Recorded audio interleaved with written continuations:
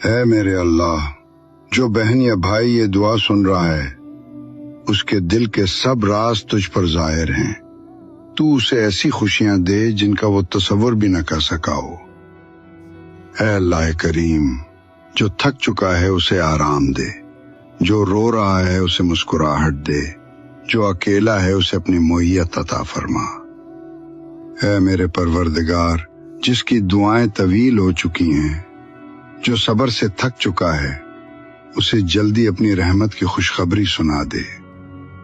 اے میرے مالک، اسے ایسی صحت عطا فرما جو تیرے ذکر میں مدد دے، ایسی عبادت نصیب فرما جو دل سے ہو، اور ایسا رزق دے جو پاک ہو، حلال ہو اور برکت والا ہو۔ اے دونوں جہانوں کے مالک، جس کے والدین زندہ ہیں ان کے لیے راحت، تندرستی اور خوشیاں لکھ دے، اور جن کے والدین اس دنیا سے جا چکے ان کی مغفرت فرما، ان کی قبر کو جنت کا باغ بنا دے، اس کے بچوں کو نیک، صالح اور قرآن و دین سے جڑے ہوئے بنا، اور اگر اولاد نہیں تو اپنی رحمت سے نواز دے، اس کے گھر کو محبت، امن اور برکت سے بھر دے، اسے اس دنیا میں عزت دے، آخرت میں راحت عطا فرما، ایسا دن دے جو ہمیشہ تیرے قریب رہے، اور ایسی زندگی دے جس میں تو راضی ہو۔ جو بہن یا بھائی یہ دعا سن رہا ہے